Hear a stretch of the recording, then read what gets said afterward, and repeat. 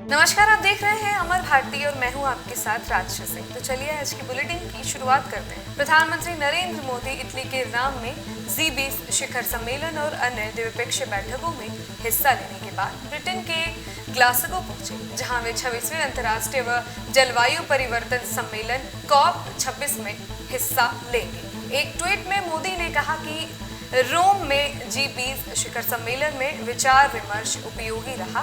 साथ ही बताना होगा कि रविवार को शुरू हुआ COP26 सम्मेलन 12 नवंबर तक चलेगा। दिल्ली में 1 नवंबर से सभी क्लासेस के लिए स्कूल खुल गए हैं। हालांकि ज्यादातर निजी स्कूल दिवाली के बाद ही खुलेंगे, मगर सभी सरकारी स्कूल आज से खुल रहे हैं। जो स्कूल खुल रहे हैं उन्हें पेरेंट्स ने कंसेंट फॉर्म साइन कर भेजे हैं। स्कूल का कहना है कि ज्यादातर पेरेंट्स दिवाली के बाद के लिए बच्चों को भेजने के लिए तैयार हैं, क्योंकि वे फेस्टिव सीजन के बाद का कोविड की स्थिति भी देखना चाहते हैं। इसके अलावा कई स्कूल में 2 नवंबर और कई स्कूलों में 3 नवंबर से दिवाली की छुट्टियां भी पड़ गई। ड्रग केस मामले पर अब नया मोड़ सामने आया है। एनसीबी चीफ समीर वानखेड़े पर हमलावर नवाब मलिक ने अब महाराष्ट्र के पूर्व सीएम देवेंद्र फडणवीस को घेरा है। उन्होंने कुछ फोटोज ट्वीट किए हैं जिनमें देवेंद्र फडणवीस और उनकी पत्नी अमृता फडणवीस दिख रहे हैं। अलग अलग फोटोज में दोनों के साथ एक शख्स और खड़ा है, जिसको नवाब मलिक ने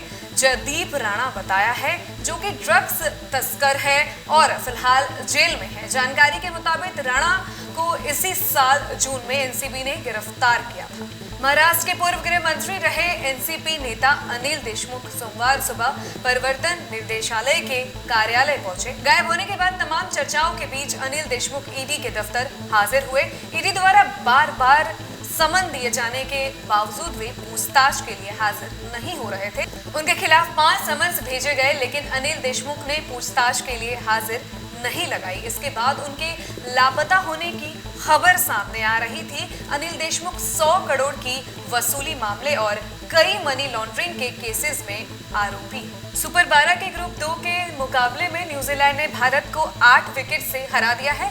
इस हार के साथ भारत में सेमीफाइनल में पहुंचने की उम्मीद लगभग खत्म हो चुकी है। टॉस हारकर पहले बल्लेबाजी करते हुए टीम इंडिया ने 20 ओवर में 7 विकेट गंवाकर 110 रन बनाए। 111 रन के मामले से लक्ष्य का पीछा करने उतरी न्यूजीलैंड की टीम ने 14.3 ओवर में 2 विकेट गंवाकर लक्ष्य हासिल कर लिया। डेल मिचेल ने सबसे ज्यादा 49 रन बनाए, वहीं कप्तान केन विलियमसन ने 41 गेंदों पर 33 रन बनाकर नवाज रहे। आपको बता दें कि भारतीय कप्तान कोहली का बतौर कप्तान यह आखिरी T20 विश्व कप है। सोशल मीडिया पर हुई ट्रोलिंग के बाद सब्यसाची ने अपना मंगलसूत्र का विज्ञापन वापस ले लिया है। दरअसल मंगलसूत्र के विज्ञापन के लिए सब्यसाची ने अर्धनग्न मॉडल का उपयोग किया था, जिसके बाद मध्य प्रदेश ने गृह मंत्री नरोत्तम मिश्रा ने सब्यसाची के विज्ञापन पर आपत्ति जताई थी। उन्होंने सब्यसाची को विज्ञापन हटाने को लेकर 24 घंटे का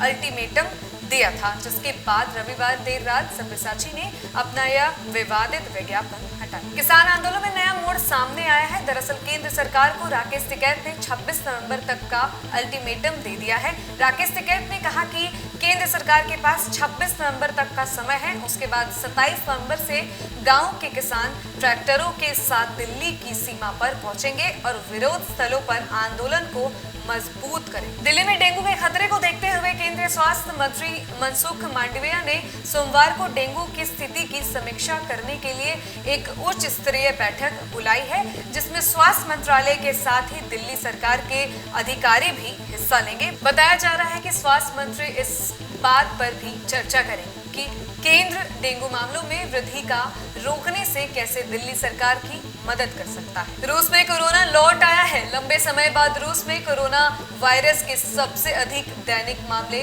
दर्ज किए गए हैं। आपको बता दें कि राष्ट्रीय कोरोना वायरस टास्क फोर्स ने रविवार को 40,993 नए संक्रमणों की सूचना दी है। पिछले दिन की तुलना में ये आंकड़ा 700 अधिक है। साथ ही रूस में एक दिन में 1000 से ज्यादा मौतें भी हुई हैं। समाजवादी पार्टी के अध्यक्ष अखिलेश यादव ने यूपी विधानसभा चुनाव से पहले बड़ा ऐलान किया है। अखिलेश ने कहा कि वह 2022 का विधानसभा चुनाव नहीं लड़ेंगे। अखिलेश यादव ने यह भी बताया कि यूपी चुनाव 2022 के लिए उनके और राष्ट्रीय लोक दल के बीच गठबंधन तय हो गया है, सब सीट शेयरिंग होनी है। अखिलेश का यह बयान ऐसे वक्त में आया था जब रविवार को रालौद के जयंत चौधरी कांग्रेस महासचिव प्रियंका गांधी से मिलने गए थे। इससे यूपी में गठबंधन का समीकरण बदलने के कयास लगाए जा रहे हैं। बता दें कि अखिलेश यादव फिलहाल आजमगढ़ सीट से सांसद हैं। इसके साथ ही यूपी में समाजवादी पार्टी के सीएम फेज भी हैं। फिलहाल इस रिपोर्ट में इतना ही। देश दुनिया की तमाम बड़ी खबरों से जुड़े रहने के लिए देखते रहिए अमर भारती।